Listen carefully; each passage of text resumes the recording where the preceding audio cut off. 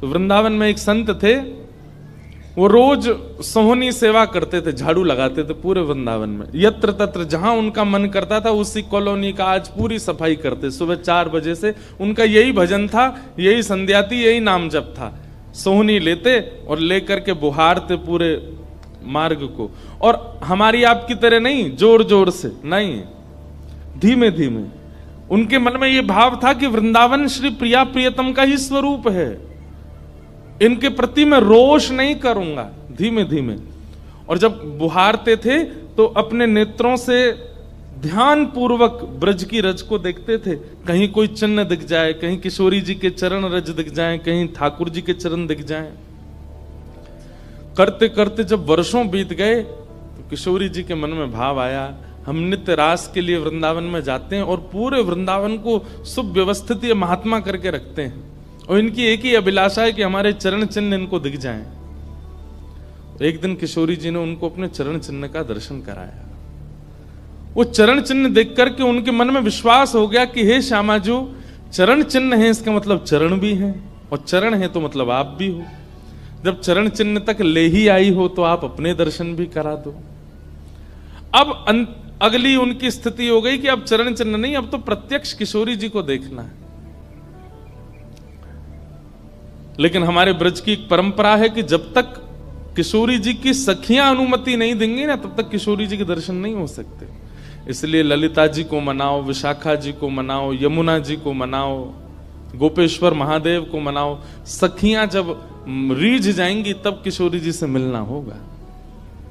वृंदावन रस अलग है। अभी हम 15 तारीख से जो कथा करने वाले हैं वो वृंदावन रस के ही ऊपर है।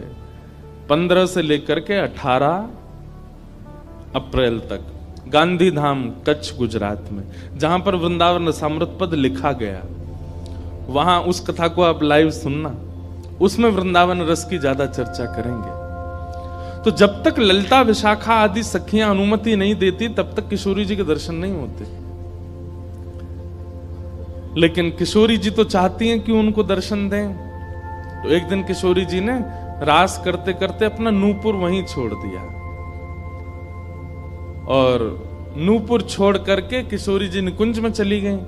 आप सुबह सुबह जब सोहनी करने आए तो आपको वो नूपुर मिला, और नूपुर देख करके वो आनंदित हो गए। इतना सुंदर नूपुर, ऐसी सुंदर उसकी कलाकृति, इतना हल्का उसका वजन, इतना सुंदर उसका स्वरूप।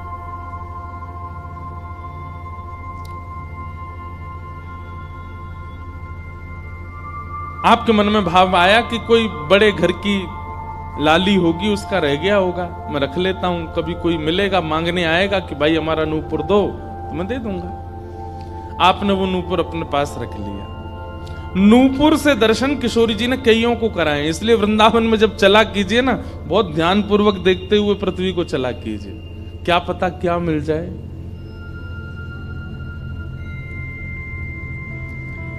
सूरदास जी को भी नूपुर से ही दर्शन हुए किशोरी जी के, और आज इन महापुरुष को भी हो रहे हैं। मुझे नाम स्मृति में नहीं आ रहा है, शायद संभवतः श्याम चरण दास जी नाम था।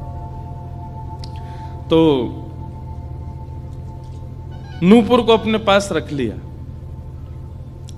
किशोरी जी का नियम है कि जब रास में जाती हैं तो सब सखियां उनका श्रृंगार करती हैं, और एक एक श्रृंगार जो उन्होंने धारण किया है वो लिख लेती हैं।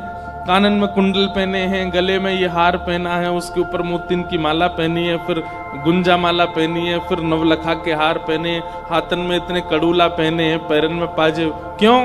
बोले रास में श्याम सुंदर आते हैं, पता ना काचोरी करके भाग जाए। अगर एक कम रह जाए तो फिर ठाकुर जी की शामत कहाँ है, हमारी श्री जी का श्रृंगार बताओ।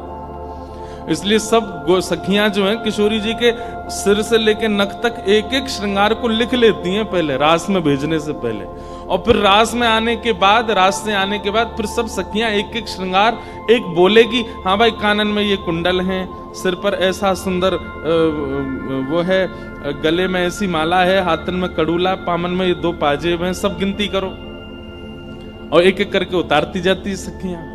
आज किशोरी जी के चरणों का एक नूपुर नहीं है। शाखा आदि बोली, हे श्यामाजू आपका एक नूपुर कहां गया? बोले अरे मो तो पतो ना है, सके नृत्य करते करते रह गए हो वृंदावन में। ललिता विशाखा बोली स्वर्ग के इंद्र के हाथी के दांतों से बना हुआ नूपुर है, वो सामान्य नूपुर नहीं है। आपके ऊपर तो कोटि कोटि ब्रह्मांड वारी वारी जाते हैं किशोरी जी, पर वो नूपुर ठाकुर जी ने आपको भेंट किए हैं, बड़े बहुमूल्य नूपुर हैं। अब किशोरी जी बोली मोह ना पता कहां रह गए हो कहीं पे। किशोरी जी तो मन बना चुकी है ना, दर्शन देना है उनको। तो ललिता विशाखा ने विचार किया कि हम ही जाती हैं, ढूंढ के आती हैं निकुंज में, कहां है वृंदावन में। बोले अपने रूप में तो नहीं जाएंगी, तो एक वृद्धा का रूप धारण किया, एक वृद्ध मैया का रूप धारण करके ललिता विशाखा गई और वृंदावन में ढूंढने लगी नूपुर कहां है। तभी ढूंढते ढूंढते वो महाराज जी सोहनी कर रहे थे, उनके सामने पहुंची। अरे बाबा हमारी लाली आई सवेरे सवेरे यहां पे, और बाके पाम को एक नूपुर रह गयो, तेने देखो। बाबा बोले तुम कौन हो रही? बोले हम पास के गांव की रहवारी, हमारी बहू है वो, और या की लाली है वो, जाको नूपुर रह गयो है। तो बाबा बोले मैं कैसे पहचान जाऊं कि तुम्हारी ही लाली का नूपुर है? भाई मनचले लोग हैं, बहुमूल्य वस्तु किसी पे देखते हैं तो सब अपना अपना बताते हैं। रोड में अगर 100 रुपया गिर जाए और 50 लोग वहां से निकल रहे हों, कि कोई पूछे भैया 100 रुपया किसका, सब अपनी जेब चेक करते, भले ही कुछ लेके निकले नहीं थे, भले ही जेब में कुछ नहीं था, फिर भी देखते लग तो मेरा ही रहा थे, मेरे जेब में 100 रुपए तो थे। सब अपना बताते हैं बहुमूल्य वस्तु को। तो मैं कैसे मानूं कि तुम्हारा नूपुर है? अरे बाबा हम कह रहे हैं तुम थे। बोले कहवे को अभी मैंने तो मैं तो असमंजस में पड़ जाऊंगा कि मैंने गलत आदमी दे दियो। बाबा फिर कैसे मानेगो? बोले एक नूपुर मेरे पास है, एक नूपुर तुम्हारी बहू ने ही पहन रखो होगो, वाकू ले आओ और यहां लाकर के मुझे पहले नूपुर की पहचान करा तो मैं दूसरा दे दूंगा। ललिता विशाखा बोली बड़ो चतुर बाबा है, श्री जी को बुला रहा है। अरे बाबा तो शर्म ना आवे, ऐसी घर की बहू बेटी ने हम तेरे पास लेके आवेंगे? बाबा बोले तो फिर चले जाओ, तुम पे भैया खूब धन धान्य, दूसरा नूपुर बनवा लियो, जे मुंह पे ही रहने दो। ललिता विशाखा बड़ी चिंता में लौट करके आई तो किशोरी जी बोली क्या बात है, आप इतनी चिंतित क्यों? बोले एक बाबा है, बाने आपको नूपुर धल लियो, यूं कह रहा है कि पहले जिनके पास एक नूपुर है उनको लेके आओ तब दूसरा दूंगा। तो श्री जी बोली इसमें क्या देर है, फिर ले चलो, चलते हैं ना। विशाखा जी समझ गई, बोले हे ललिता जी ये सब लीला किशोरी जी कर रही हैं, इनको दर्शन देना है उनको, और हमसे और आपसे स्पष्ट कह नहीं सकती, क्योंकि हम तो फिर सबको परखने लगती है ना कि इसमें कोई दोष तो नहीं, इसमें क्या गुण है। इसलिए किशोरी जी सीधे हमसे नहीं बोल करके और ये लीला कर रही हैं, इनको ले चलो। और किशोरी जी आई वृंदावन, और महात्मा बैठे सोहनी कर रहे थे, और सामने से जैसे ही किशोरी जी को आते हुए देखा, बाबा ले हमारी बहू आ गई, अब नूपुर दे दे, देख या को नूपुर भी वैसा ही है। बाबा बोले मेरी आंख की कमजोर है ने, दूर से दिखना रही, पास लाके हाथ से स्पर्श कराओ। ललिता विशाखा बोली बाबा तो शर्म ना आ रही अपनी बहू को स्पर्श करा में? तो बोले चरण स्पर्श करावे में कहा देर, ले आओ। किशोरी जी समीप गई, जैसी चरण स्पर्श किए अपने हाथों से नूपुर पहना करके लिपट गए चरणों से। हे किशोरी जी, हे श्यामाजू, अब कृपा करो, मैं जानू ना तो ये दोनों कोई बूढ़ी मैया हैं और ना आप इनकी बहू, आप साक्षात किशोरी और ये ललिता विशाखा है, अब मुंह पे कृपा करो। तो किशोरी जी ने उसी नूपुर से उन महात्मा के सिर पर एक चिन्ह बना दिया, अपने नूपुर का ही चिन्ह बना दिया, और कहा बाबा अब जीवन भर ये छाप आपके मस्तक पर ही रहेगी, मेरे नूपुर की छाप। उन महात्मा के मस्तिष्क पर जैसे हमारे तिलक दिखता है, ऐसे प्रत्यक्ष नूपुर की छाप प्रत्यक्ष सबको दिखने लगी। अब ये तो थी उनके ऊपर कृपा, लेकिन इससे क्या हुआ कि वे महात्मा लौट करके जब अपने आश्रम आए तो उनके गुरुजी ने जब उनके माथे पर देखा तो वो बोले, ए तुमने अपने गुरु के द्वारा दिया हुआ चिन्ह बदल दिया? हमने जो तुमको तिलक दिया तुम वो क्यों नहीं लगाते, ये क्या लगाए घूम रहे हो।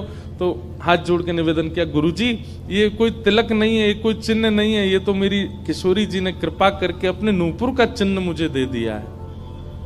तो गुरुदेव बोले, हाँ तू बहुत बड़ा भक्त है ना, किशोरी जी आकर के तुझको चिन्ह देंगी। कोई माने नहीं, सब बोले जाओ इसको मिटा के आओ, और जो मैंने तुमको चिन्ह दिया है वो लगाओ। अब पहले तो उनके हाथ कांपे कि मैं इसको कैसे मिटाऊं, लेकिन गुरु आज्ञा से ऊपर कोई नहीं। देखो ये गुरु निष्ठा होती है। किशोरी जी ने भले ही चिन्ह दिया, लेकिन गुरु आज्ञा है तो ठीक है। गए यमुना जल से सुबह से शाम हो गई मिटाते मिटाते, लेकिन वो चिन्ह मिटा नहीं उनसे। शाम को लौट करके आश्रम आए तो गुरुजी बोले, मैंने तुझे सुबह टोका था ना ये चिन्ह मिटा के आ, और तू अभी भी नहीं मिटा रहा। बोले गुरुजी मैंने प्रयास तो बहुत कर लिया लेकिन ये मिट नहीं रहा है। तब भी उनके गुरुजी माने नहीं। अब तो महाराज ये होने लगा कि गुरुजी को इतना क्रोध आ गया कि ये इतना हट कर रहा है कि हमारे द्वारा दिया गया तिलक चिन्ह उसको अस्वीकार करके और ये मनमुखा चिन्ह लगाए घूम रहा है माथे पर। गुरुजी ने सब अपने परिकर के लोगों को बैठा करके पंचायत करी आश्रम में। बोले इसको निकालो, जब हम में श्रद्धा नहीं, हमारे स्वरूप में श्रद्धा नहीं, हमारे तिलक में श्रद्धा नहीं, तो क्यों रहता है यहाँ पे। वो रोते रोते बोले गुरुजी मैं सत्य बोल रहा हूं, ये किशोरी जी ने चिन्ह दिया है और मैं खूब प्रयास कर रहा हूं, नहीं तो आप प्रयास कर लीजिए, ये मिट नहीं रहा है। अच्छा अब हमसे चाहता है कि हम तेरे माथे को छू करके मिटाएं, नहीं माने।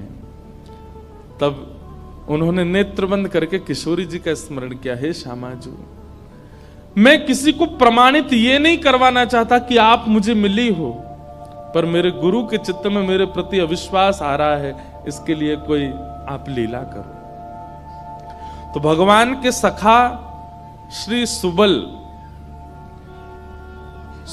जी की ये आराधना करते थे। ये जो महापुरुष थे ये ठाकुर जी के सखा सुबल का चिंतन करते थे कि कभी मैं ठाकुर जी से मिलने का मन हो तो सुबल, जैसे भगवान के सखा है ना, तनसुका मनसुका धनसुका मधुमंगल श्रीदामा सुबल, तो ये सुबल का चिंतन करते थे कि सुबल कभी कृपा करेंगे तो मुझे ठाकुर जी से मिला देंगे।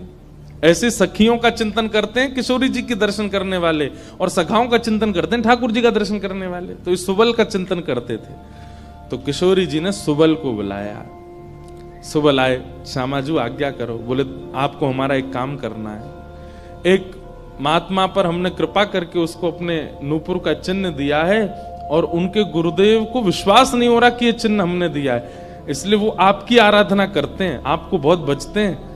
आप जाकर के हमारी तरफ से ये प्रमाण दे दो कि हमने चिन्ह दिया, क्योंकि उस सभा में कई लोग ऐसे हैं जिनको मेरे दर्शन का अधिकार नहीं है और मैं तो जाना चाहती हूं पर ये ललिता विशाखा मुझे जाने नहीं देंगी, इसलिए आप जाकर के वहां प्रमाणित कर दो कि ये चिन्ह मैंने दिया है।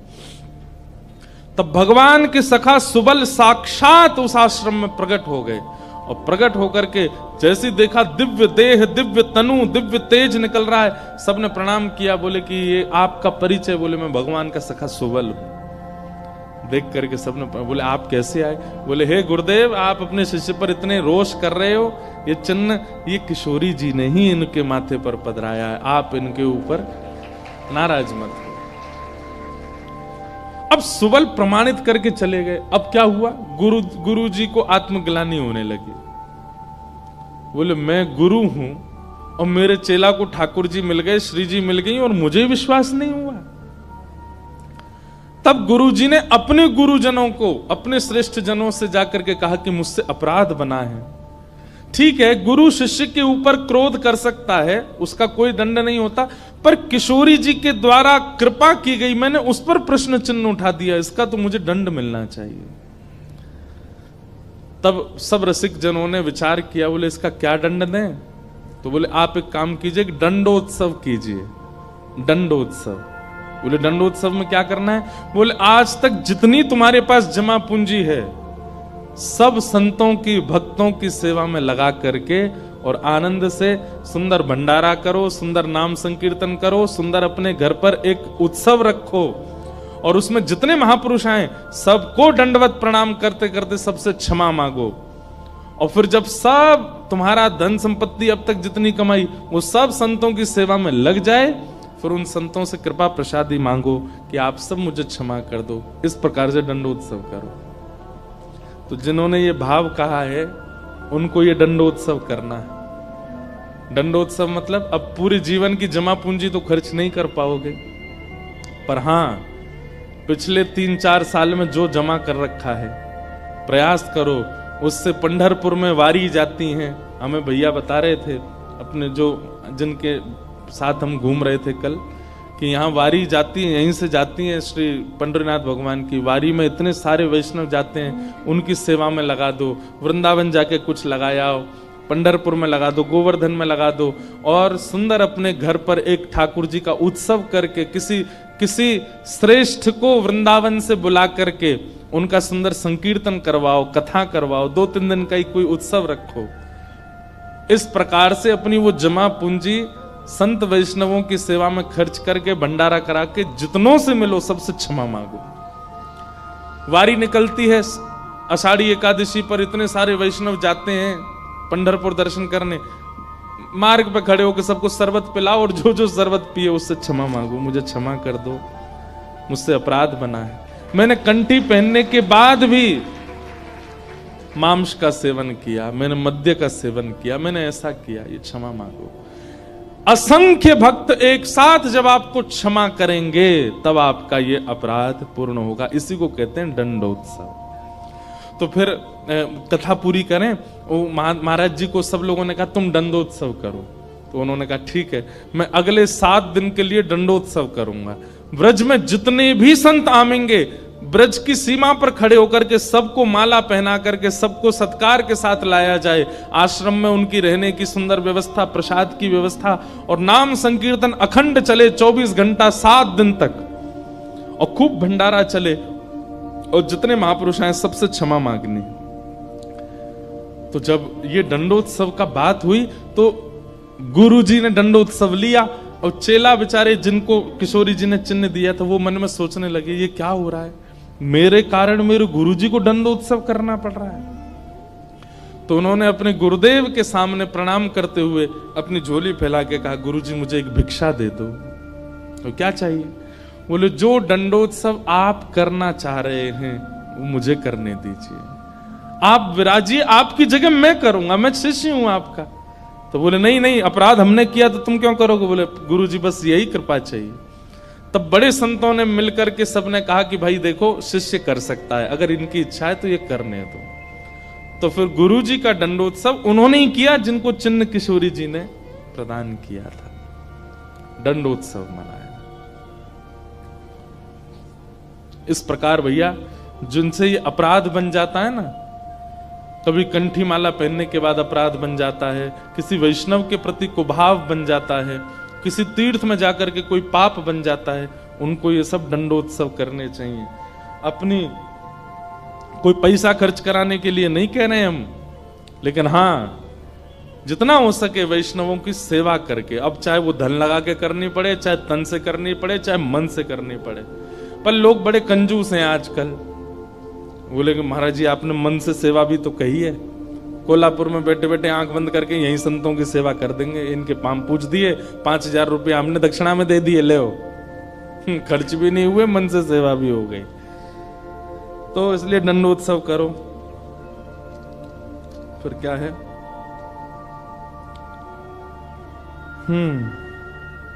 और अगर किसी दिन ठाकुर जी रीच जाएं और दर्शन मिल जाए तो उसके बाद जीवन में क्या? किसी का भाव है कि आप कहते हैं महाराज जी कि ठाकुर जी से कुछ मत मांगो, पर अगर ठाकुर जी से कुछ मांगना है तो ठाकुर जी को मांगो। ठाकुर जी अगर मिल गए तो फिर उसके बाद क्या? ये तो भाई जब मिल जाएंगे तब मैं पूछूंगा आपसे, उसके बाद क्या? सही बात तो ऐसी है कि ठाकुर जी मिल जाएंगे ना, ठाकुर जी सदा के लिए तो नहीं रहेंगे, थोड़ी देर दर्शन देके चले जाएंगे और फिर आपके चित्त में अखंड प्रेम प्रज्वलित करके जाएंगे। अनंत प्रेम के रस में आप डूबने लगोगे, जिसको देखोगे उसी के प्रति प्रेम उत्पन्न होने लगेगा, उसी के प्रति श्रद्धा भाव, उसी में ही वैष्णव दर्शन होने लगेगा। छके रहोगे सदा कृष्ण प्रेम में, जैसे मीराबाई। जिन भेषा मेरो सावरो रीझे, जिन भेषा मेरो सावरो रीझे, जिन भेषा मेरो गिरधर रीझे, जिन भेषा मेरो गिरधर रीझे, जिन भेषा प्यारो विठ्ठल रीझे,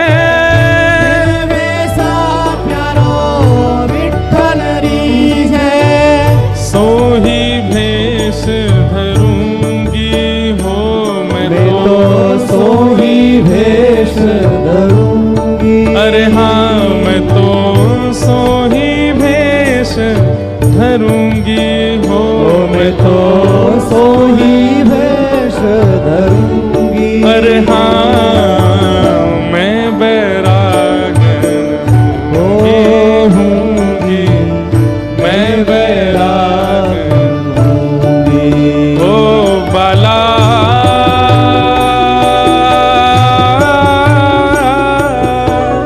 मैं बैरागन हूँगी, मैं बैरागन होऊंगी, मैं बैरागन होऊंगी।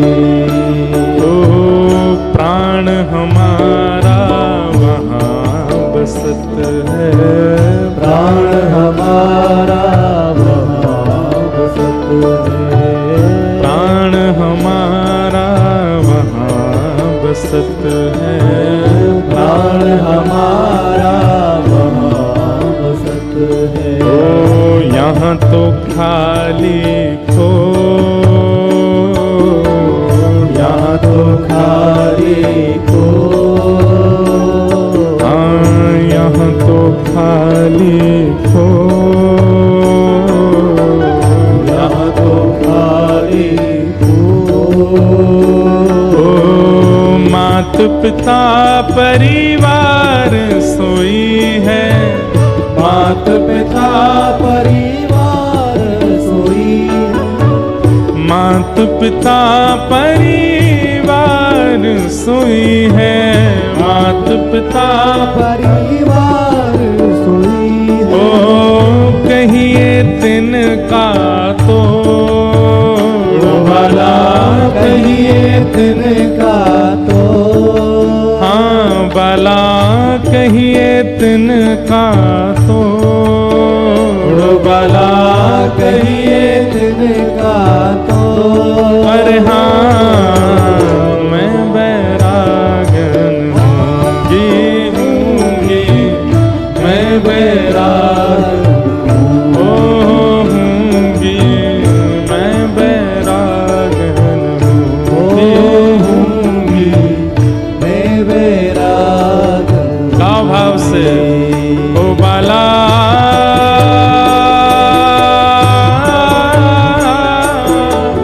मैं बैरागन हूँगी, मैं बैरागन हूँगी, मैं बैरागन हूँगी, मैं बैरागन होऊंगी, मैं बैरागन होऊंगी, मैं बैरागन होऊंगी, मैं बैरागन होऊंगी। ऐसे प्रेम में छक जाएंगे। जैसे किसी प्यासे को पानी पिला दिया जाता है तो क्या उसको दोबारा प्यास नहीं लगती? लगती है। ठीक वैसे ही ठाकुर जी एक बार शीतलता दे देते हैं दर्शन देके, और उसके बाद जब जाते हैं तो फिर से वही स्थिति और दुगनी हो जाती है, मिलन की उत्कंठा और ज्यादा व्याकुल कर देती है। कथा यहाँ 4 दिन पहले शुरू हुई थी, उससे पहले 1-1.5 साल से कितने लोग प्रतीक्षा कर रहे थे, कब होगी कथा, कब होगी कथा, कब भक्त चरित्र सुनेंगे, कब गिरधर लाल जी आएंगे।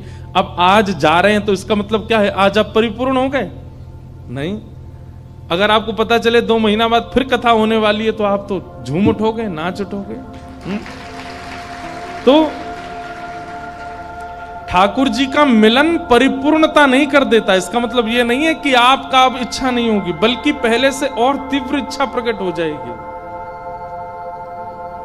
ठाकुर जी मिल जाएंगे तो और रोना आएगा, क्यों? अब जाना नहीं आप, लेकिन ठाकुर जी तो जाएंगे। और जब ठाकुर जी जाएंगे तो फिर वही विरह वेदना जो सूक्ष्म थी अब वो प्रगाढ़ हो जाएगी। अब और मिलन की इच्छा होगी, और दर्शन की इच्छा होगी। श्याम घन कब बरसे गो श्याम घन कब बरसे गो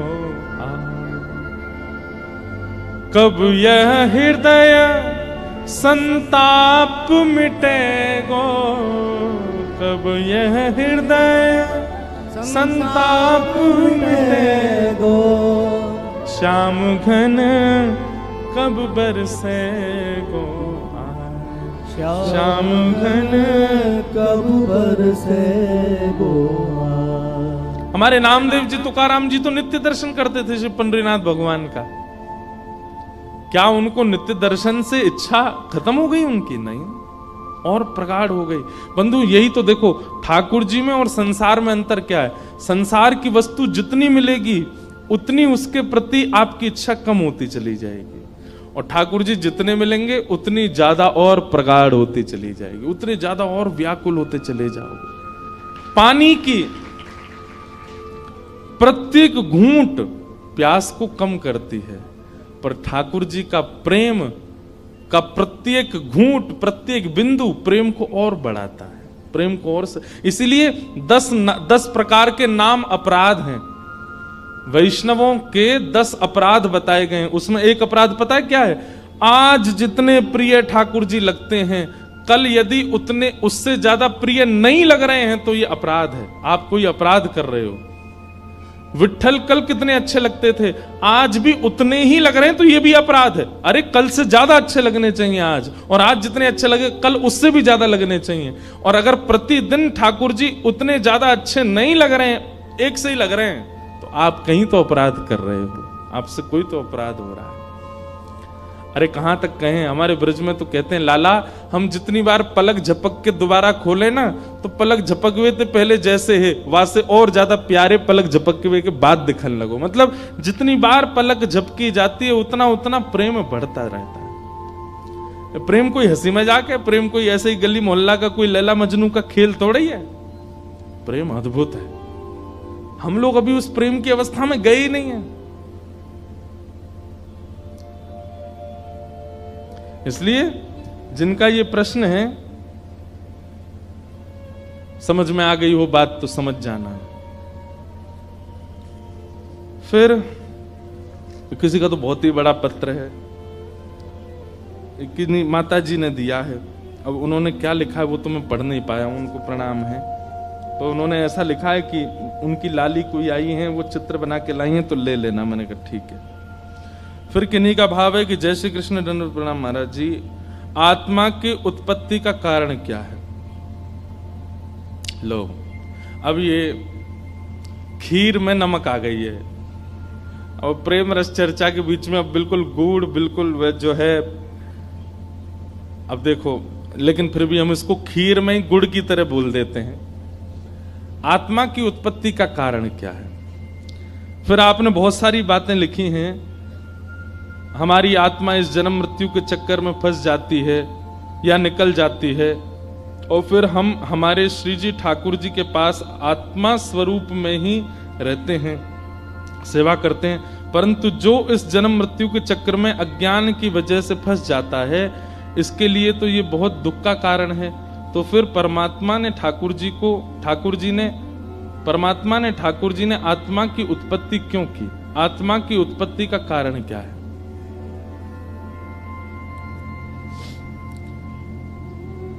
ऐसे समझो, अपने किसी प्रिय को, प्रिय यदि पास रहता है ना, तो उसके अंदर प्रेम का वर्धन नहीं हो पाता।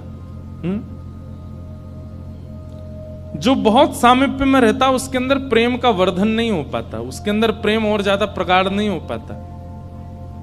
आपको रसगुल्ला बहुत अच्छा लगता है, क्यों? क्योंकि आप कभी कभी खाते हो, पर जो हलवाई रसगुल्ला बनाता है ना, उसकी इच्छा नहीं होती। क्यों? वो 24 घंटा रसगुल्ला के पास ही रहता है, गुलाब जामुन के पास ही रहता है। आप कभी हलवाई को भोजन करते हुए देखो, आप खाओगे तो एक एक सब्जी का स्वाद लोगे, पर हलवाई जब भोजन करता है ना तो वो ऐसे ही खा लेता है, एक ही सब्जी में दाल भी डाल देगा, वो भी डाल देगा, ऐसे ही थोड़ा पालेगा। क्यों? वो इतना सामीप्य में चला जाता है कि उसको ज्यादा रस आस्वादन की इच्छा नहीं होती। मछली पानी में रहती है, उसको पानी नित्य प्राप्त होता है। हमारी आपकी तरह प्यास लगने पर वेदना जैसी होती है, वो वेदना का उसको अनुभव नहीं हो पाता। इसीलिए ठाकुर जी क्या करते हैं, कुछ दिन के लिए हम आप सब लोगों को इस संसार के भौतिकवाद में भेज देते हैं, ताकि संसार के क्रियाकलापों में रह करके, संसार की माया में रह करके कभी हमारा विरह, हमारा प्रेम प्रकट हो, और व्याकुलता, प्रतिकूलता में जो व्याकुलता हो, उस व्याकुलता से प्रेम और निखर जाए, और एक दिन ठाकुर जी की प्राप्ति के लिए हम लोग व्याकुल होने लग जाएं। इसलिए ठाकुर जी ने हमको खुद से भिन्न करके पृथ्वी पर भेजा। और टास्क क्या है? वो टास्क यही है कि संसार में रहते हुए अपने आप को मुक्त करो यहां से, जबकि ये संसार हमेशा खींचने वाला है, यहां पर मुक्ति का कोई साधन नहीं है। लेकिन बंधुओं, श्री हनुमान जी महाराज, आज जिनका जन्मोत्सव है, उन्होंने मुक्ति को स्वीकार नहीं किया। यत्र यत्र रघुनाथ कीर्तनम तत्र तत्र कृतमस्तकांजलिम बाष्पवारी परिपूर्ण लोचनम मारुतिम नमत राक्षसांतकम। हनुमान जी इस पृथ्वी पर आए और ठाकुर श्री राम जी के प्रति उन्होंने खूब प्रेम प्रकट किया, लेकिन जब मुक्ति की बात आई तो हनुमान जी बोले, मुक्ति प्राप्त करके वैकुंठ मिलेगा, क्या वैकुंठ में आपकी कथा मिलेगी? ठाकुर जी बोले, नहीं, कथा तो नहीं होती वहां पे। तो बोले, फिर मुझे मुक्ति नहीं चाहिए, मुझे तो यहीं रहने दीजिए, पृथ्वी पर ही। इसीलिए चारों युग परताप तुम्हारा, चारों युगों में श्री हनुमान जी रहते हैं पृथ्वी पर, ताकि ठाकुर जी के दर्शन कर सकें। तो आपने जो ये प्रश्न किया कि भगवान ने आत्मा को उत्पन्न क्यों किया, ताकि आत्मा एक दिन पुनः परमात्मा में विलीन हो। अब एक बात सुनो, नदी का, लाओ विराजमान कर दो, ले नाम लेते ही आ गए, अनंत बलवंत श्री हनुमान जी महाराज की, वहां विराजित कर दो। ऐसे विराजू कहीं जेऊ नहीं कूद पड़े ऊपर ते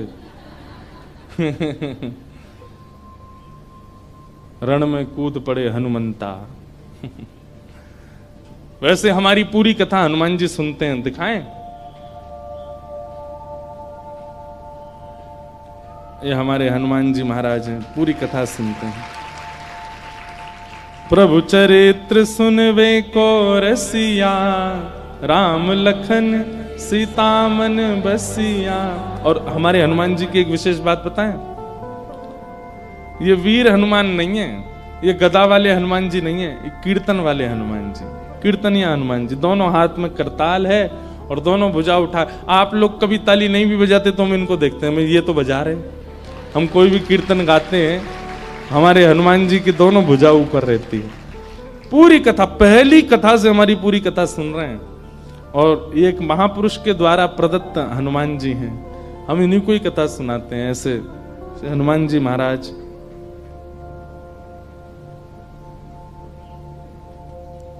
तो हम क्या निवेदन कर रहे थे? हनुमान जी, हाँ, तो नदी का मूल स्रोत क्या है बताओ? नदी का मूल उद्गम किससे होता है? समुद्र से। समुद्र में जब ताप पड़ता है, वही ताप ही वायु बन के आकाश में जाता है, बादल बन जाता है, और वही बादल जाकर के जब बरसता है तो नदी में जल बनता है। वही बादल हिमालय में पहुंच जाते हैं तो बरस करके बर्फ बन जाते हैं, और वहीं से वो कोई गौमुख में होकर के, कोई यमुनोत्री में होकर के, कोई कहीं होकर के वो स्रोत बन करके नदी के रूप में प्रकट होते हैं, और प्रकट होकर के चलते जाते हैं, चलते जाते आकर के पुनः समुद्र में मिल जाते हैं। ठीक वैसे ही हमारा मूल उद्गम स्थान श्री ठाकुर जी हैं, पर ठाकुर जी ने हमको स्वयं से विलग करके इस संसार रूपी पर्वत पर भेजा, जहां खूब प्रकार की रुकावटें आते हैं, खूब प्रकार के मोड़ आते हैं, खूब प्रकार की सक्रिय स्थान आते हैं, और इन सब से लड़ते झगड़ते और सब जगह से कूदते फांदते उछलते हुए हम लोग कहां जाते हैं? पुनः उन्हीं में ही मिलने के लिए जाते हैं, उन्हीं से ही मिलन के लिए हम लोग जाते हैं। तो आत्मा का प्रादुर्भाव परमात्मा में मिलने के लिए ही हुआ है।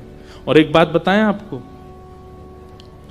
किसी ने अगला प्रश्न किया, उसका उत्तर मैं यही दे दे रहा हूं। उसने कहा कि महाराज जी 4 दिन से कथा सुन के यूं लग रहा है भगवान की पूजा करें कि भक्तों की पूजा करें। भक्तों की बात सुनकर के लग रहा है कि भगवान से अच्छे तो भक्त हैं। हम आपको निवेदन कर दें, समुद्र का जल खारा होता है, ठाकुर जी से जब भक्त मिल जाता है ना तो उसका प्रेम घट जाता है थोड़ा, वो मिल गए अब तो। लेकिन वही जब बादल बनकर के एक नदी के रूप में परिवर्तित होता है तो मीठा हो जाता है। मतलब जब वह परमात्मा अंश को आत्मा बना करके भेजती है तब वो बड़ा पवित्र होता है।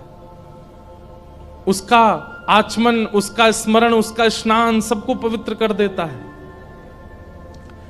इसलिए ठाकुर जी को कभी कभी हमारा दर्शन करने की इच्छा होती है, इसलिए हमको खुद से दूर करके सामने बैठाते हैं। भैया बगल में बैठने वाले का सहज दर्शन नहीं होता, ऐसे देखोगे भी तो इतना ही दिखेगा। कई बार बगल में बैठने वाले को देखना होता है तो उससे कहते हैं सामने बैठो हमारे, तब तुमको देखें। तो ठाकुर जी को हमारा दर्शन करना होता है, हमको देखना होता है, हमको देख करके प्रसन्न होना होता है, इसलिए हमको आत्मा बना करके ठाकुर जी पृथ्वी पर भेज देते हैं। संग रहते हैं तो ठाकुर जी की इतनी दृष्टि नहीं पड़ पाती, पर जब हम पृथ्वी पर आते हैं, अपने कर्मों में उलझते हैं, फिर यहां भक्ति भाव से कैसे कैसे निकलने का प्रयास करते हैं, ठाकुर जी हमको देखते रहते हैं। इसलिए ठाकुर जी आत्मा का निर्माण करते हैं। तो अनेक भाव थे। फिर उनका एक प्रश्न था कि महाराज जी भगवान को भजें कि भक्तों को? हमने एक बात पहले दिन ही स्पष्ट कर दी थी, हरि रीझेंगे तो वैकुंठ मिलेगा, पर हरिजन रीझ जाएंगे तो हरि ही दे देंगे आपको, हरि मिल जाएंगे। ठाकुर जी को भजना कोई बड़ी बात नहीं है। ठाकुर जी की पूजा करना, आराधना करना, सेवा करना कोई बड़ी बात नहीं है, सब करते हैं दुनिया में। रावण भी करता था शंकर जी की। हरिजनों की सेवा करना ये बड़ी बात है, हरिजनों का सत्कार करना, हरिजनों को प्रणाम करना ये बड़ी बात है। इसलिए ठाकुर जी को प्रणाम करो। और हम तो एक बात कहें, हरिजनों में ही हरि को देख करके प्रणाम कर लिया करो। भैया हरि सेवा तो सबसे बन जाती है, पर हरिजन सेवा नहीं बन पाती है। इस प्रकार ये सब प्रश्न थे, सबको हम प्रणाम करते हैं। फिर देखो एक प्रश्न और किया है, भगवान से अगर पत्नी मांगनी हो तो कैसी प्रकार की मांगे? ये तो भैया जिनके ब्याह हो चुके हो उनसे मांगो। लेकिन हम भागवत जी के वक्ता हैं तो भागवत जी का प्रमाण दे देते हैं। तथा सचाहम परिवोडु काम समान शीलाम ग्रह में दधेनुम। श्री पंडरीनाथ भगवान के पास जाना शुरू कर दीजिए, हर एकादशी पर जाया कीजिए। और एक वर्ष की संपूर्ण एकादशियों पर व्रत करके पंडरीनाथ भगवान के पास जाना, ये भाई लोगों के लिए बता रहे हैं जिनके ब्याह नहीं हुए हैं। और हर एकादशी पर व्रत रख के पंडरीनाथ भगवान को प्रणाम करना, और वर्ष की अंतिम एकादशी पर पंडरीनाथ भगवान से जोली फैला करके कहना, हे नाथ, मैं आपसे जितना प्रेम करता हूं, मैं आपसे जितना दुलार करता हूं, मैं आपके प्रति जितना प्रेम भाव अपने चित्त में रखता हूं, मुझसे भी दुगना प्रेम रखने वाली एक कन्या इस एकादशी व्रत के फल स्वरूप मुझको पत्नी रूप में दे दीजिए। आपसे भी अधिक ठाकुर जी से प्रेम करने वाली गृहिणी प्राप्त हो, ये ठाकुर जी से मांगो। श्रीमद् भागवत में मांगा है, इसीलिए तो हमने श्लोक बताया। कर्दम ऋषि ने भगवान से प्रार्थना की थी, हे नाथ, मैं आपसे जितना प्रेम करता हूं, मुझसे भी दुगना प्रेम करने वाली पत्नी मुझको प्राप्त हो, ऐसी कृपा करो। तब कर्दम ऋषि का विवाह देवहूति के साथ हुआ। तो भगवान ने फिर पता क्या कहा, तुम हमसे प्रेम करते हो, तुम्हारी पत्नी दुगना प्रेम करती है, तुम दोनों के प्रेम के फलस्वरूप तुम्हारा पुत्र बन के मैं ही आऊंगा। और कर्दम ऋषि और देवभूति माता के यहां भगवान कपिल बन करके आए। इसलिए भैया जितने भाई लोग बैठे हैं, कर दो शुरू एकादशी, और बहनें भी जिनके ब्याह नहीं हुए हैं। लेकिन यो नहीं कि मन में पहले ही सोच रखो बातें करनो ब्याह में, और ठाकुर जी से जाके हे पंडरीनाथ हम कोल्हापुर में रहते हैं और जो हमको प्रिय हैं वो सोलापुर में रहते हैं। सोलापुर दूर है यहां से, है? हमको तो पता ही नहीं है कहां। आप कृपा कर दो, हम इसी के लिए एकादशी कर रहे हैं। ऐसा नहीं, ठाकुर जी को चुनने दो। आप क्यों चुन रहे हो? ठाकुर जी आप चुन के दो, जो हमारे लिए उचित हो आप ढूंढ के लाओ, ऐसा मांगो।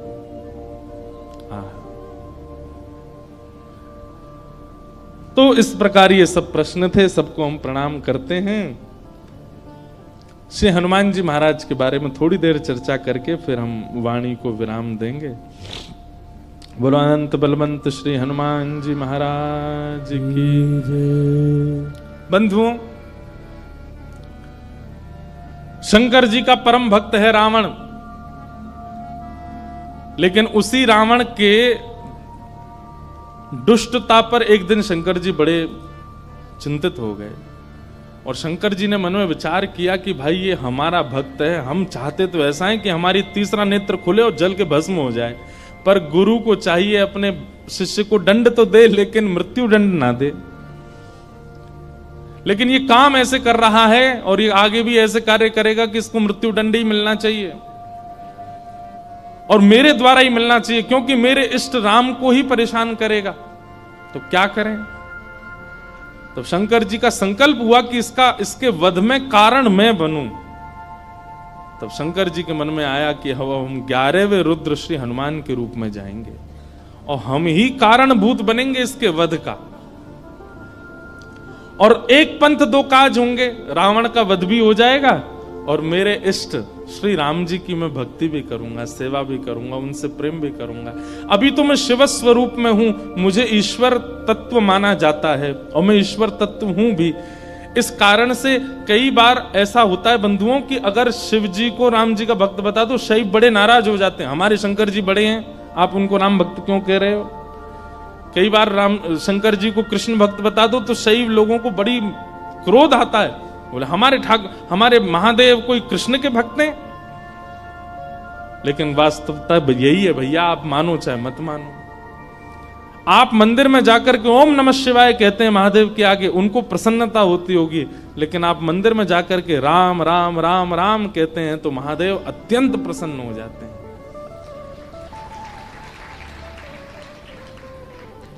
सहस्त्र नाम तत्तुल्यम राम नाम वरानने। हजारों बार कोई राम नाम कहता है तब राम नाम को सुनने के लिए महादेव स्वयं प्रकट हो जाते हैं। कृष्ण नाम सुनकर के स्वयं प्रकट हो जाते हैं महादेव। तो महादेव ने विचार किया कि मेरे इष्ट की सेवा भी हो जाए और ये दुष्ट रावण का वध भी कारण मैं बनूं। तब महादेव ने विचार किया और ऋषियों से कहा कि भाई ऐसा हमारा मन का विचार है कि हमारा ही तत्व जावे पृथ्वी पर और राम जी की सहायता करे रावण वध में और राम जी की सेवा आराधना भी कर ले। तब ऋषियों ने कहा महाराज इस धराधाम पर पृथ्वी पर आपके तेज को धारण करने की सामर्थ्य किसी स्त्री में नहीं है, कौन धारण करेगा। तब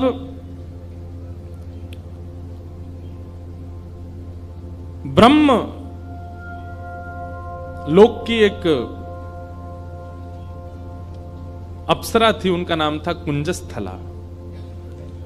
उन्होंने एक ऋषि का उपहास किया, बहुत ध्यान से सुनिएगा, और उस उपहास के कारण ऋषि ने उनको शाप दे दिया कि तुम बानरी हो जाओ। इतनी जोर से हंस रही हो संतों के ऊपर। एक बात बता दें आपको, जो संत ऋषि महंत भक्त वक्ता वैष्णवों के ऊपर या उनकी भक्ति के ऊपर हंसी करते हैं, उनको ही बानर बनना पड़ता है अगले जन्म में। इसलिए कभी किसी भक्त की हंसी मत करना। कुंजस्थला को शाप दे दिया, बोले जाओ तुम बानरी बन जाओ। लेकिन क्रोधापि देवेन वरेण तुल्यम, बड़े लोगों का क्रोध वरदान के समान होता है। वो क्रोध में श्राप तो होता है पर उसमें वरदान भी होता है। कुंजस्थला अंजनी मैया के रूप में पृथ्वी पर प्रकट हुई और आपका विवाह बानर राज केसरी जी के साथ में हुआ। पर केसरी जी को भी श्राप लगा हुआ था, ऋषियों ने श्राप दे रखा था कि आपकी कोई संतान नहीं होगी।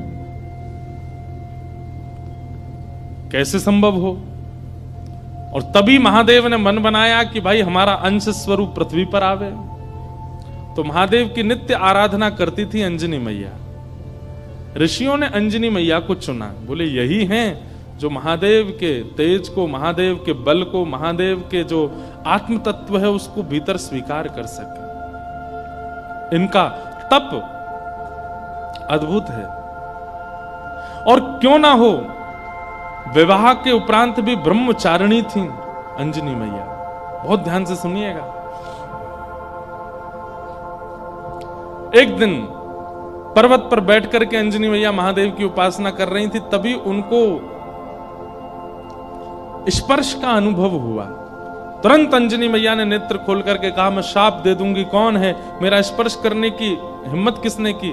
तभी पवन देव प्रकट हो गए और पवन देव ने कहा कि मां मुझे क्षमा करें, पर मेरा स्पर्श का अधिकार सबको है, मैं सबको स्पर्श कर सकता हूं, मेरा स्पर्श अपवित्र नहीं होता।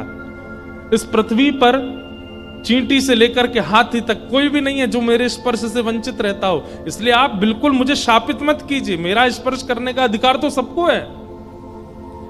अंजनी मैया बोली तो फिर मेरा विशेष स्पर्श क्यों किया आपने? तब उन्होंने पूरी बात बताई। बोले कि मां, महादेव की इच्छा है कि उनका तत्व प्रकट हो। मोहिनी रूप को देख करके महादेव इतने प्रसन्न हो गए कि प्रेमाश्रु के साथ उनका समस्त बल पृथ्वी पर झरने लगा, जिसके रूप में पृथ्वी पर विविध रत्न प्रकट हो गए, हीरे, सोने, चांदी, ये सब महादेव के प्रेमाश्रु से प्रकट हुए हैं। और उन्हीं प्रेमाश्रुओं को कई ऋषियों ने अपने अपने प्रेम पुटों में धारण किया। उन्हीं में से एक बिंदु मुझे प्राप्त हुआ और मुझे ऋषियों की आज्ञा हुई कि मैं आपके अंदर उसको व्यवस्थित कर दूं, ताकि महादेव का जो 11वां रुद्र स्वरूप है वो आपसे प्रकट हो। इसलिए मैंने आपके स्पर्श करके आपके करणपुट से महादेव का वह योग बल आपके भीतर व्यवस्थित किया है। अब आप जल्दी ही एक दिव्य भक्त, दिव्य बलवंत और दिव्य श्रेष्ठ बालक को जन्म देंगे। कितने पिताजी हनुमान जी के? पवन पुत्र, शंकर सुवन और केसरी नंदन। पवन देव के वे पुत्र हैं। हनुमान जी के शंकर, अब यहां पर ऋषियों का, संतों का शंकर स्वयं केसरी नंदन, शंकर स्वयं ही आए हैं और शंकर सुवन यानी कि उनके पुत्र हैं। किसी का भाव ऐसा भी है कि भाई स्वयं शंकर जी के पुत्र कैसे हो सकते हैं, स्वयं शंकर जी आए तो इसलिए शंकर स्वयं केसरी नंदन। अब जो भी बात हो, इसका विवाद तो बड़े लोग ही करते रहे, हम तो बालक हैं, हम तो जैसा मिले गाते रहेंगे, आनंद करें सब। 3 पिताजी हैं।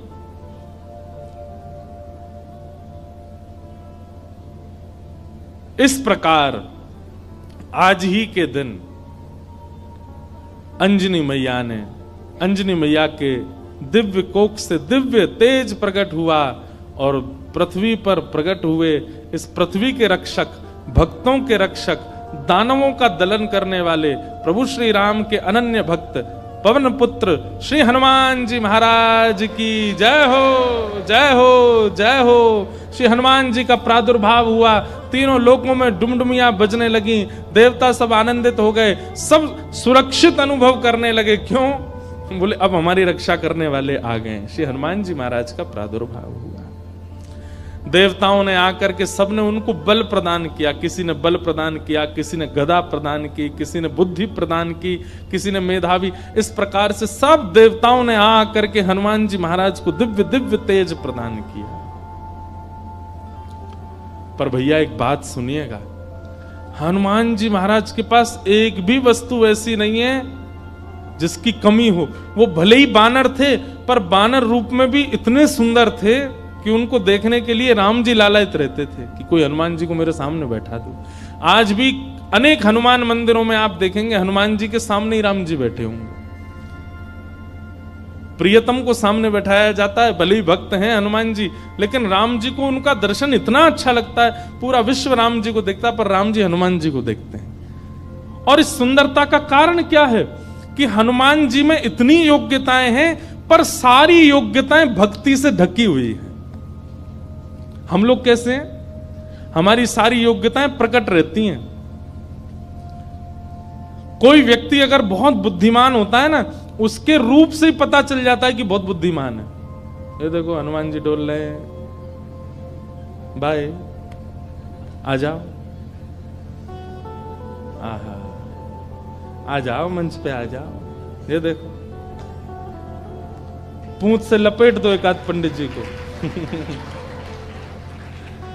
अनंत बलवंत श्री हनुमान जी महाराज की। यहाँ बैठ जाओ आगे, ये स्पीकर के आगे बैठ जाओ। हाँ बैठ जाओ। हनुमान जी बेचारे दांत नहीं है इनके, बैठ जाओ। खड़े रहोगे थक जाओगे। हे हनुमान जी बैठ जाओ, पूंछ संभाल के। गदा नीचे धर दो, गदा नीचे रख दो, थक जाओगे। बस ऐसी कथा सुनते रहो। बोलो हनुमान जी महाराज की जय। तो हनुमान चालीसा करके ही जाना सब लोग, उससे पहले मत चले जाना। और हम लास्ट में ही करेंगे कि आप चले नहीं जाओ। आपसे पहले तो हमको जाना है। पर तो क्या बता रहा था मैं? हाँ, हनुमान जी में सारे गुण हैं। अष्ट सिद्ध नवनिधि के दाता, असवर दीन जानकी माता। अष्ट सिद्ध नवनिधि के दाता, अष्ट सिद्धियां हैं, नवनिधियां हैं। महाराज हम पे तो एक सिद्धि आ जाए, सिद्धि नहीं भी आवे तो हम लोग फूले नहीं समाते। उन पे तो 8 सिद्धियां हैं, 9 निधियां, पर फिर भी हनुमान जी महाराज इतने दीन कैसे? भक्ति। किसी का ज्ञान प्रधान होता है, किसी का स्वरूप प्रधान होता है, किसी की योग्यताएं प्रधान होती है, पर हनुमान जी महाराज ने सबको गौड़ करके अपने भक्ति को प्रधान रखा है। अच्छा एक बात बताएं, हनुमान जी का एक गुण है, बहुत ध्यान से सुनिएगा। हम सब में कोई योग्यता आ जाती है, जैसे किसी को गाना आ जाए, किसी को बजाना आ जाए, किसी को नाचना आ जाए, तो अपने उस गुण के स्वामी हम खुद बन जाते हैं। जो भी गुण है हमारे अंदर, उस गुण के स्वामी कौन है? हम खुद बन जाते हैं। पर हनुमान जी ने अपने सारे गुणों का स्वामी राम जी को बना दिया है। मेरे अंदर बल भी है तो राम जी की कृपा, मेरे अंदर बुद्धि भी है तो राम जी की कृपा, मेरे अंदर योग्यताएं भी हैं तो राम जी की कृपा। मैं सब जानता हूं पर अपने मन से कुछ नहीं करूंगा, राम जी कहेंगे तो ही करने जाऊंगा, तो ही करूंगा। पर हम लोग कैसे हैं? सारे गुणों को, सारी श्रेष्ठताओं को अपने ऊपर ले लेते हैं, इसलिए हम लोगों का उससे कल्याण नहीं होता है। उससे कहीं ना कहीं हमारा मन विक्षिप्त रहता है। एक लीला सुना करके फिर हनुमान चालीसा गाते हैं। ठाकुर जी भी आ गए। जैसे किसी की विदाई होती है तो कोई बहुत रोता है ना, तो उसको अंदर कमरे में ले जाके समझाते हैं। ऐसे बेचारे के समझा बुझा के लाए, बोले फिर आएंगे कोल्हापुर में, फिर भक्त चरित्र होगा, आप चल दो, ऐसे मत करो।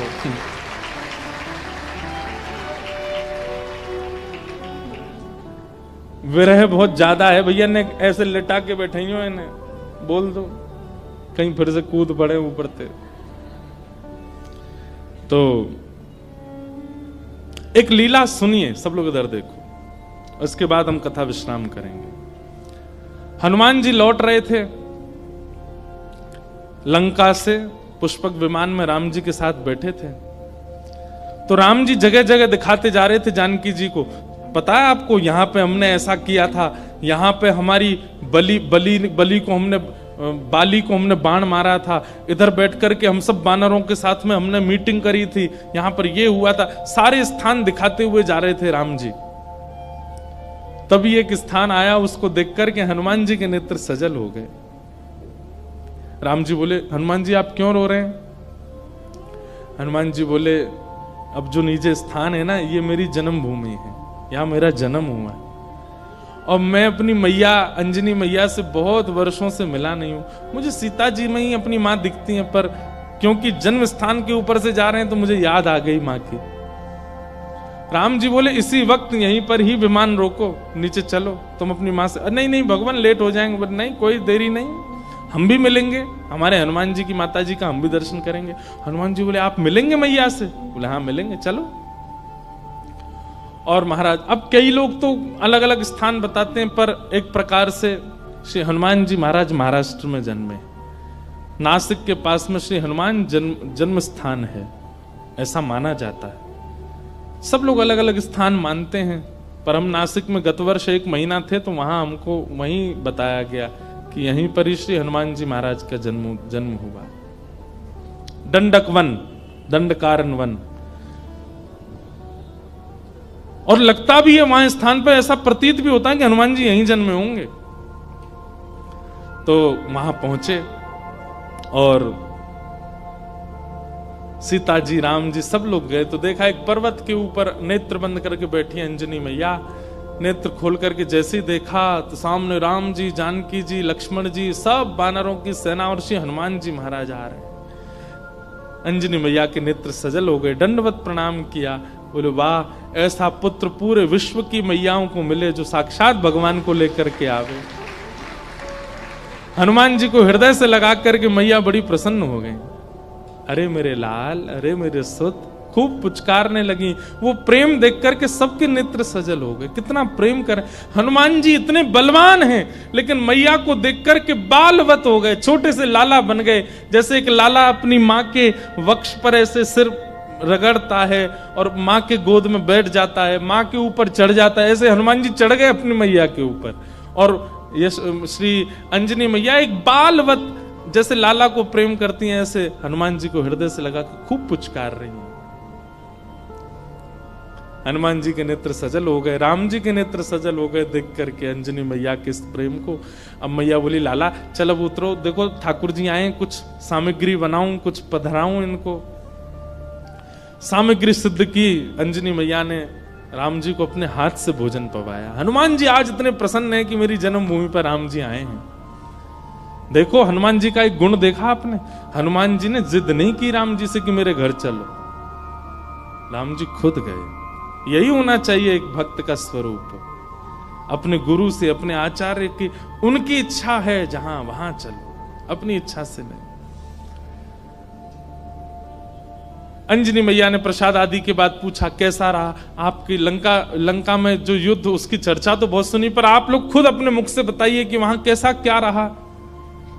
हनुमान जी महाराज बोले, मैं बताऊंगा, पूरे लंका कांड तो मैं ही सुनाऊंगा। सुंदर कांड से सुनाना शुरू किया हनुमान जी ने। बोले ऐसे ऐसे भगवान ने कहा पता करके आओ, और मैया मैं उड़ करके गया और जाकर के मैंने वहां पर फिर लंका जला दी, सीता जी से मिल के आए, फिर हम वापस आए, राम जी से आकर के हमने निवेदन किया, पूरी बानर सेना लेके फिर हमने सेतु बनाया, सेतु बना करके वहां गए, वहां पर लक्ष्मण भैया को शक्ति लग गई, तो फिर मैं हिमालय पर जाके पर्वत लेके आया, अंजनी संजीवनी बूटी दी गई, आदि आदि पूरी कथा सुनाने लगे। सब तो प्रसन्न, लेकिन अंजनी मैया बिल्कुल प्रसन्न नहीं थी। सीता जी ने कहा, मां, श्री हनुमान जी के इस ऐश्वर्य को सुनकर के आपको प्रसन्नता नहीं हुई? अंजनी मैया बोली, मुझे बिल्कुल प्रसन्नता नहीं है, बल्कि मुझे तो संशय हो रहा है हनुमान के ऊपर। बोले क्यों? बोले हनुमान के होते हुए भी राम जी को इतना परिश्रम क्यों करना पड़ा? ये मेरा पुत्र हनुमान है, इसकी परवरिश ऐसी हुई है, इसका लालन पालन ऐसा हुआ है कि ये अकेला चाहे तो अपने एक बाम पाद प्रहार से पूरी लंका को रसातल में भेज सकता था। इसके रहते हुए सेतु बनाना पड़ा, लक्ष्मण भैया को शक्ति लगी, वैद्य बुलाने पड़े, इतने दिन तक युद्ध होता रहा, अहि रावण की यहाँ ठाकुर जी को जाकर के रहना पड़ा और ना जाने क्या क्या। ये सब सुनकर के मेरा मन बहुत विचलित हो रहा है। मुझे लग रहा है कि हनुमान तुम्हारे रहते हुए राम जी को इतना श्रम करना क्यों पड़ा? अरे तुम्हारे लिए तो बाएं हाथ का खेल है, तुम जाकर के पूरी लंका का नष्ट करके रावण को रसातल में फेंक करके सीता जी को कंधे पे बैठा करके ले आते तुम। इतना श्रम करने की आवश्यकता ही नहीं थी, करना क्यों पड़ा? तो ये बात सुनकर के और तो किसी के मन में नहीं, पर लक्ष्मण जी के मन में थोड़ा सा आया कि मैया को कुछ ज्यादा ही बल का मान है कि बहुत ज्यादा बलवान है। अरे ठीक है, हनुमान जी हो गई लीला पूरी, अब इतना क्रोध क्यों कर रही है बेचारी उन पे? अंजनी मैया समझ गई, लक्ष्मण जी अभी समझ नहीं रहे कि मैं क्या कहना चाह रही हूं। तभी अंजनी मैया एक दूर पर्वत पर गई और वहां पर्वत पर जाकर के हनुमान जी को टकटकी लगा के देखने लगी। तो हनुमान जी को देखते देखते अंजनी मैया के चित्त में वात्सल्य उमड़ा और वही वात्सल्य उनके पयोधर से दुग्ध बन करके बहने लगा।